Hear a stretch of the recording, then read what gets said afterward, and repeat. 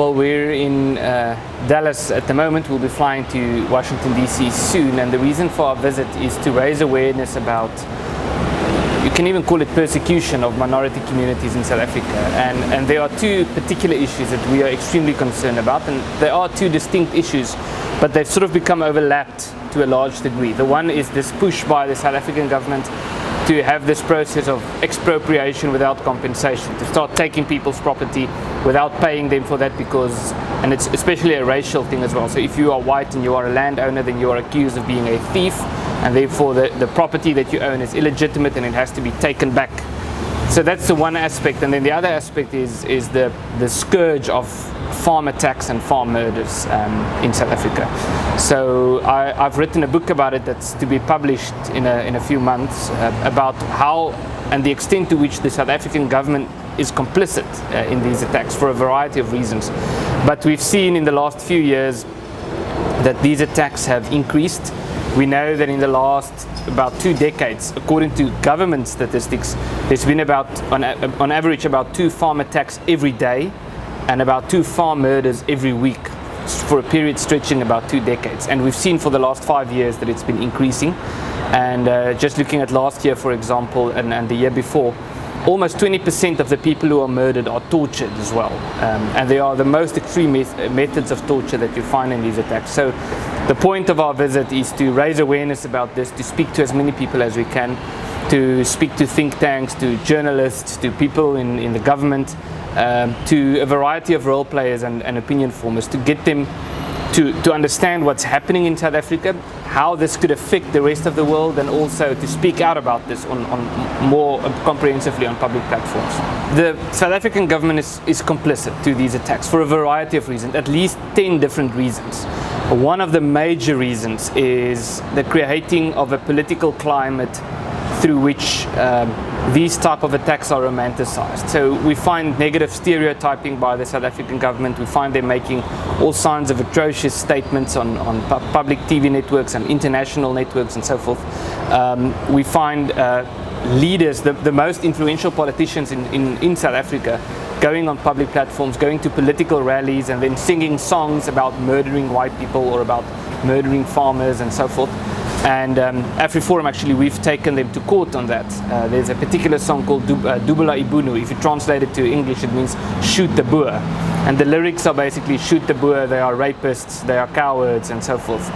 And so when we took the South African government, or at least the ruling party, to court, they vehemently protected their so-called right to sing about murdering these people. But there are many other songs. There's a famous song called Kill the Boer, Kill the Farmer, which is repeatedly sung at political gatherings in South Africa. Recently there was a new song that was sung by the so-called economic freedom fighters, which is a very left-wing, progressive, so-called progressive Marxist group. A song also about killing white people and so forth. So that's the worst of it, is that there's a real problem that people are being attacked and killed on farms in complete disproportionate numbers, and we find that members of the South African government, even including the state president, go on public platforms and they sing songs about killing white people and killing farmers. It's unfathomable, but it is the reality in South Africa. Yeah, well, it depends on who you are. So one of the main reasons why we are here is to get in touch with people who have some sort of a link to South Africa, for example, investors. And the purpose of our tour to the US is not to call for disinvestment in South Africa. We believe South Africa needs investment very badly. But the South African government is very dishonest at the moment. So what they are doing is, we've got the state president going to the World Economic Forum, saying to international investors, and they recently came to the United States as well, saying, come and invest in South Africa, your investments are safe with us. His cabinet ministers go even further. They would say, come and invest in agriculture in South Africa. And while they are encouraging the international community to invest in South Africa, they have a process to expropriate those investments without compensation. So that's what's happening at the moment. So we're not calling on people to disinvest. We're calling on people who are investors or who are interested in investing in South Africa to put pressure on the South African government to change its stance, to say, listen, we want to invest in your country, but if you keep taking people's property, or if you continue with this process to take people's property without paying them for that, then we're not going to invest. It would be a bad investment. So that's one way in which people can help. Another way is simply talking about it. The more people talk about this, the more pressure there would be on the South African government, the more we believe we would be able to make an impact. So what the South African government and our ruling party, the ANC, always say, they talk about the balance of forces, as that's the term they always use. And what they mean by that is when they want to do something that's really progressive, to use that term, or really left-wing or really radical, they would sort of put the idea out there and they would test it and see what's the reaction. And there's been a bunch of those examples. One of them was changing the name of the capital city in South Africa. Currently, the main thing now is government saying we're going to change the property rights clause in the constitution, and we're going to basically scrap, or to a large degree water down, the right to own private property, and we're going to start expropriating property. They've said that they want to do this. The state president has gone even further, saying that if we do this, South Africa is going to turn into the Garden of Eden. So that's what's happening in South Africa at the moment. But we know from the way they operate. So they would make these type of statements and they would test the water and see what the reaction is. So people who might feel that they don't have any political power can really help by simply talking about this on social media, on internet websites, and going on public platforms and talking about this as much as they can. We really believe that this would have a big impact. Well, South Africa is definitely moving towards communism, and that's what the ANC says. So they have this campaign, or this strategy, which they call the National Democratic Revolution. And it's very important to understand what the National Democratic Revolution is, to be able to understand what's happening in South Africa. So in 1994, the ANC came to power, and before that, they were these freedom fighters, as you said. And so then the ANC has a political affiliation or alliance with the Communist Party, and they were funded by the Soviet Union back then. They got training in Vietnam to learn from the Vietnamese how they defeated the Americans, that's how they put it. And they were taught this People's War strategy. But so what the National Democratic Revolution was about in the early 90s, before the ANC came to power, the strategy was for the organization to portray themselves as being pro-freedom, as being pro-liberalism or liberal values in the classical sense of the word, and to get international support in that way, so that the world would see them as being these freedom fighters, people who just want everyone to live in harmony. But still to have those socialist values, still to be affiliated with the Communist Party and so forth. And the strategy then was to get this international support, to use this to come to power, and then to use the state apparatus to further the goals of the revolution. That's the terminology they use. So in other words, the National Democratic Revolution, you would hear politicians in South Africa talking about the second transition that now has to take place. And what that means is now they are in power. Those compromises that they made, or the promises that they made to create the South African Constitution during those negotiations, those can now to a large degree be broken, because they refer to it as a beachhead, as a temporary victory, and now they can use the state to gradually transform South Africa into a socialist state. So maybe to add on to that, if you take the Heritage Foundation or the Fraser Institute, those lists of economic freedom, and you look at the countries that are at the top of the list in terms of economic freedom and the countries that are at the bottom of the list. So it's always the same countries. So at the bottom of the list would be countries like North Korea, like Zimbabwe, like Venezuela, like Cuba, all of those countries. And so we find the South African government and the ANC and these parties, they would continually hero worship those countries and the policies that created the world's worst economies. So they would say that Hugo Chavez is very inspirational and Robert Mugabe is very inspirational. And then they would say that we need to do what those people did to boost the South African economy, to destroy inequality, and to turn South Africa into a paradise and the Garden of Eden. And there are actually people who believe that this would work. And this whole thing, people laugh about it, but this whole thing about real communism has never been tried. I mean, we hear that every day in South Africa. People say, all of those people, they just did something wrong. Mao Zedong had very difficult circumstances when he was Chairman Mao, and we shouldn't look at all the horrible things and all the people he killed. He really there was a famine and there was horrible circumstances, so we shouldn't blame all of these communist leaders for what happened in those countries. We're going to do it right this time. That's sort of the narrative in South Africa, and it's, of course, very destructive. So what we see in South Africa is what we see to a large degree in other so-called socialist states, is a very aggressive anti-Western campaign, so to speak. So, and oftentimes you want to laugh at the type of ridiculous statements that we hear. So, for example, the crash, the economic crash in Zimbabwe. So we would hear governments say, well, no, the actual people who are to blame for this are the Americans, because the Americans had some sort of a conspiracy through the CIA and they crashed the Zimbabwean economy, and it was supposed to be a flourishing economy, and it's actually an anti-African campaign, and therefore we need to get the West out of Africa. So we find that that type of rhetoric is used frequently in South Africa, an anti-Western rhetoric. And also people in South Africa who are of Western descent or who identify with Western values are regarded as targets and so forth. But then we also find that there's sort of an alliance between all these so-called communist states or countries that believe that communism would work if you just tried to implement it differently. And that's why we find the South African government, hero worshipping Hugo Chavez and Robert Mugabe, and recently in South Africa they wanted to change one of the streets in the capital city to Mao Zedong Avenue. So there was actually a push to do that, and we find this. We know the ANC was funded by the Soviet Union, so we find that these countries are to a large degree trying to line up to become sort of a force against the West. And you can see that it's evident in voting patterns in the United States. And I've been told that personally when I went to the United Nations in New York recently. I spoke with a South African representative there who said to me that they are sort of lining up with China and Cuba and all of these countries, Zimbabwe and so forth. And they've become sort of a voting bloc, and they want to keep the West out. And I think that's a very dangerous narrative that they are trying to play, and it has a very big impact on people living in South Africa as well. And we also find it in voting patterns in the United Nations, where the South African government, for example, among these others, are the countries that repeatedly would vote against proposals that are put in by the West or American interests and so forth. So there is a bigger issue at play here that's not only affecting South Africa, and I think there's another reason why this also affects people living in America is we know it's going to fail. We know that the foundation for a flourishing economy is property rights. Now the South African government is trying to tamper with property rights, and they are promising that it would create the Garden of Eden and ultimate paradise and all of these Marxist type of utopian promises. So we know it's going to fail. And we also have seen that in countries where these type of policies have been tried and it has failed, it has resulted in a massive outflux, creating an immigration crisis for neighboring countries, or as we've seen now, for neighboring continents as well.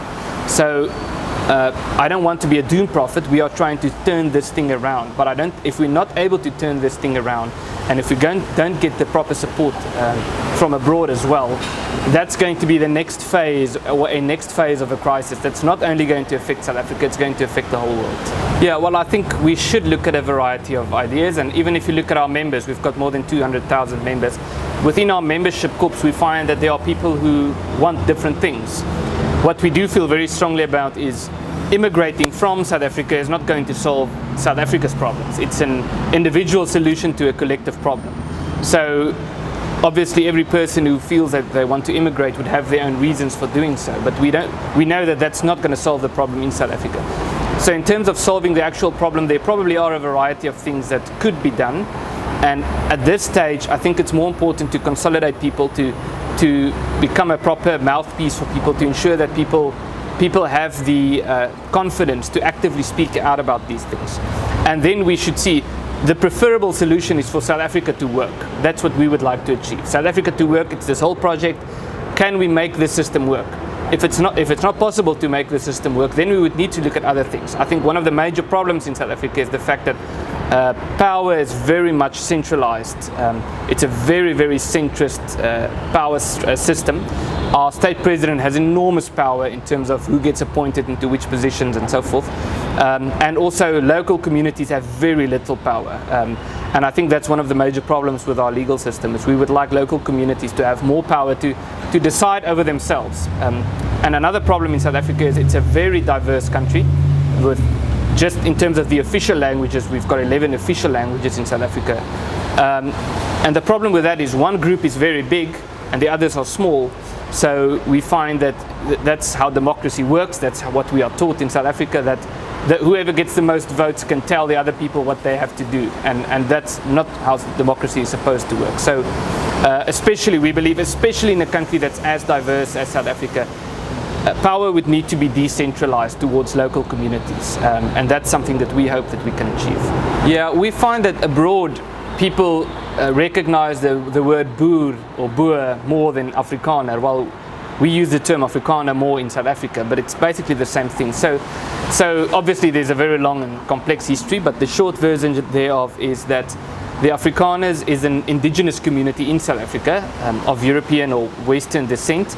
In 1652, a Dutch person by the name of Jan van Riebeeck came to South Africa to establish a refreshment station at Cape Town for the ships moving past South Africa or past Africa to trade with India and so forth.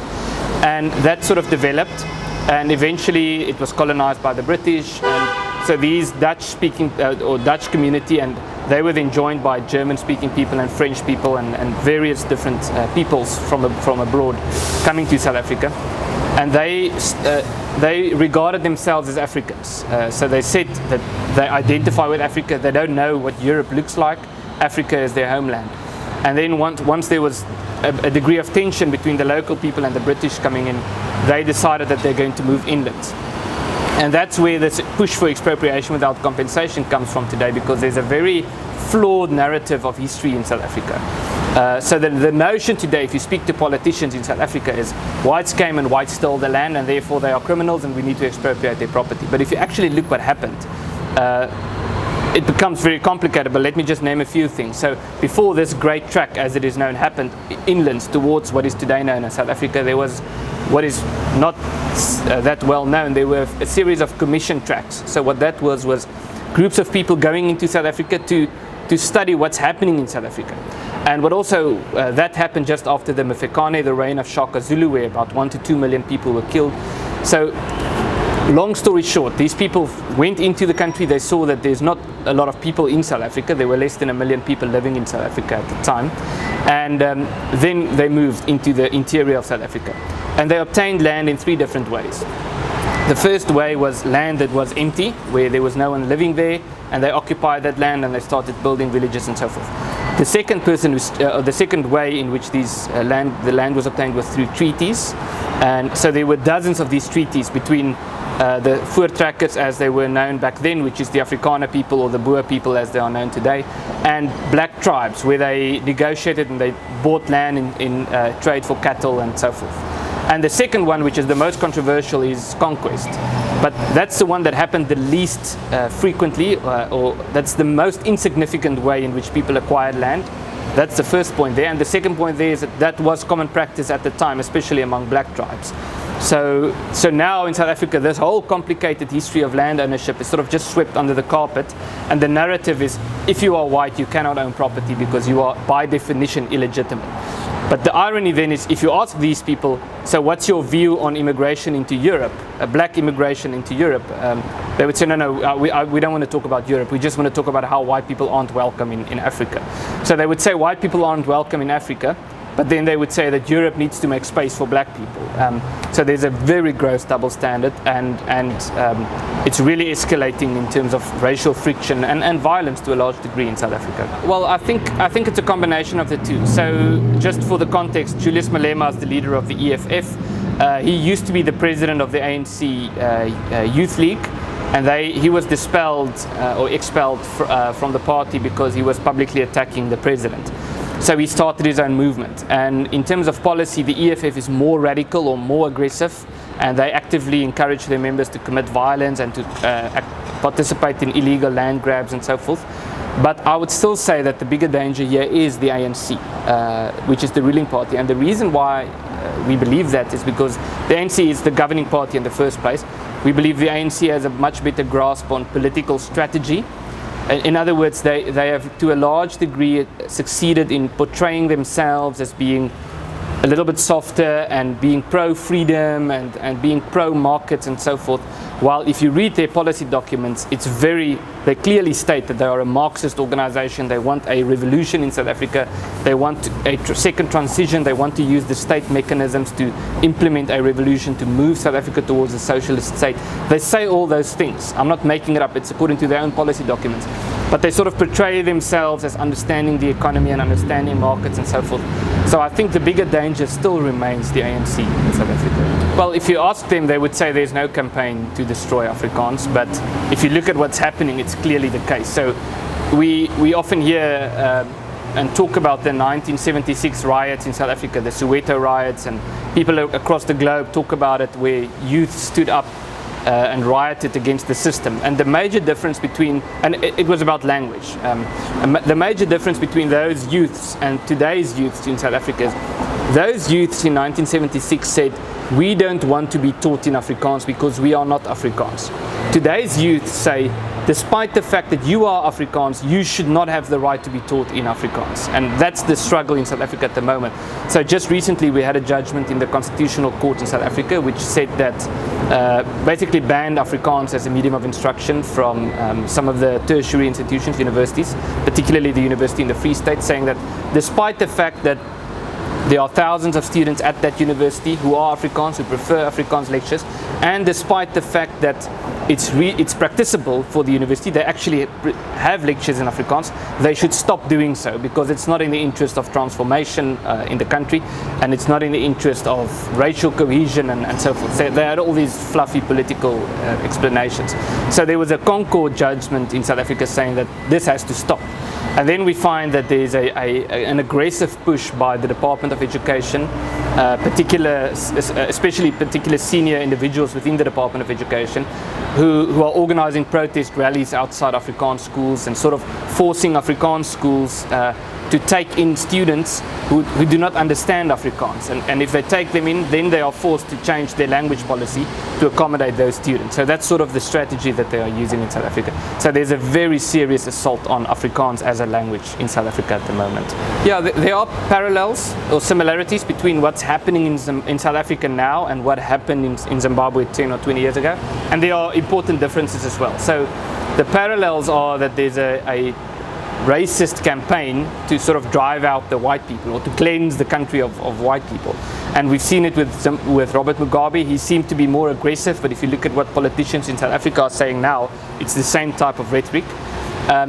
In Mugabe or in Zimbabwe, it happened more swiftly and sort of more in a once-off process.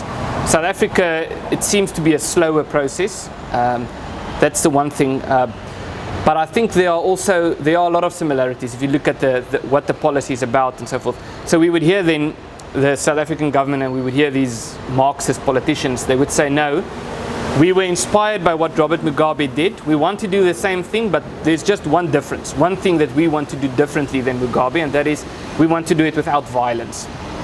But the question of whether there would be violence does not depend on the state or the politician pushing this policy.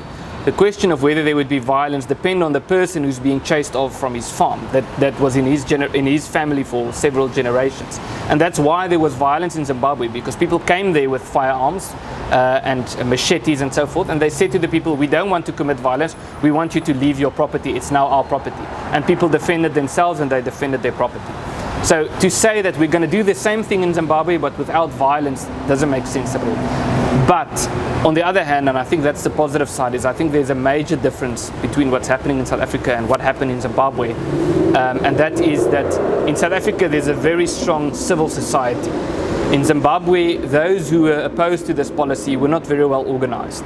So they were sort of at the mercy of the politicians. And in South Africa, we have a flourishing civil society. AfriForum is the largest civil rights organization on the continent. We've got more than 200,000 members. There are many other civil society organizations. And we don't believe that we're going to solve this problem through politics, through political parties.